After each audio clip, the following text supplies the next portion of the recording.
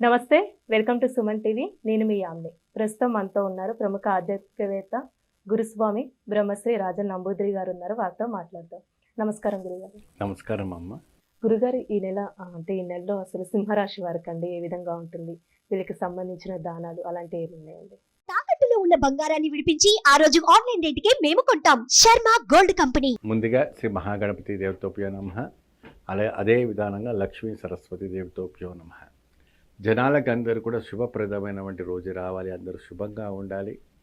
ఈ మధ్య కాలంలో శ్రీరామచంద్రుడికి విగ్రహప్రతిష్ఠ కావటం కూడా చాలా విశేషమైనటువంటి అందరికీ శుభాకాంక్షలు కూడా మనం తెలియజెప్పుకుంటున్నాం. సింహరాశి పేరులోనే సింహం. వారికి తిరుగు ఎదురు ఎవరు ఉంటారు చెప్పండి? వారు ఎదురు చూడనివంటి ఘటాలు ఏదైనా, ఇంకొకటి ఏంటమ్మా, పేరులోనే అంత గంభీరంగా ఉంటుంది కానీ వాళ్ళ మనసు చాలా విన్నగా ఉంటుంది.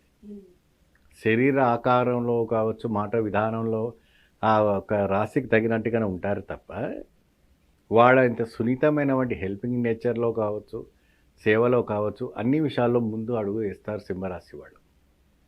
ఎవరికి ఏది ఆపద ఉందనుకున్నా ముందుగా వాళ్ళ దగ్గర ఉందా లేదా అని ఆలోచించారు. వాళ్ళ బెడలో ఉన్నవన్నీ కూడా తీసి ఇచ్చేస్తారు వాళ్ళు సింహరాశి వాళ్ళు. అంతటి sensitive mind and friendly mind, social mind. ప్రజలకు సొసైటీకి హెల్ప్ చేసేవంటి ఒక జ్ఞానం వాళ్ళకు బాగా ఉంటుంది. స్వార్థం అని అంటూ ఏమీ ఉండదు. ఈ సింహరాశికి అద్భుతమైనటువంటి ఒక ఫిబ్రవరి నెలలో కొన్ని ఎదురైన, కొన్ని బాధ కలిగించినప్పటికీ కొన్ని విషయాల్లో వీళ్ళకి శుభం కలగబోతుంది. అది విద్యార్థులకి, మరి కళ్యాణం కాని వాళ్ళకి కళ్యాణం ఒక వార్త రావటం, సంతానం లేని వారికి సంతానం కలగటం అన్నటువంటి వార్తలు రావటం, మరి అదే విధానంగా గవర్నమెంట్ ఉద్యోగానికి అప్లై చేసిన వాళ్ళకి గవర్నమెంట్ ఉద్యోగాలు న్యూస్ రావటం, మరి అదే విధానంగా ఎన్నో రకమైనటువంటి రైతులు నష్టపోయిన వాళ్ళంతా కూడా ఈ రాశిలో ఉన్న వాళ్ళకి రైతుగా మంచిగా పేరు గుర్తింపు రావటం, అంటే పాడి పంటలో మంచి పంట పండించడం వంటివన్నీ కూడా జరుగుతుంటాయి. కోర్టులో నిరంతరంగా కేసులో ఓడిపోతూ ఉన్నవంటి వాళ్ళకి ఒక కొలుకు వచ్చేటందుగా ఒక ఛాన్సెస్ కనపడతా ఉంది. నిరాశపడుతూ అంటే ఎన్నో కేసులు ఉంటాయి. ఆ కేసులో ఈ రాశి వాళ్ళకి, ఈ కేసులో ఉన్న వాళ్ళకందరూ కూడా ఒక కొలుకు వచ్చేటండు ఉంది, ఒక తీర్పు చెప్పడానికి ఉంది, వాళ్ళకి ఒక జడ్జిమెంట్ రాబోతుంది. మీకు సాకారంగానే, ధర్మపరమైనటువంటి సాకారంగానే మీకు రావటం అనేది జరుగుతుంటుంది. సింహరాశి వారికి అన్ని విధాలమైనటువంటి కొన్ని విషయాల్లో విశేషమైనటువంటి కొన్ని జరగవచ్చు, కొన్ని జరగకపోవచ్చు. దానికంటూ ప్రత్యేకమైనటువంటి ఆలయం అవన్నీ చేసుకుంటే ఫలితం రావటం అనేది జరుగుతాయి. అంటే ఈ రాశి వారికి సంబంధించి ఏ ఆలయం దర్శిస్తే మంచిదండి ఈ నెలలో?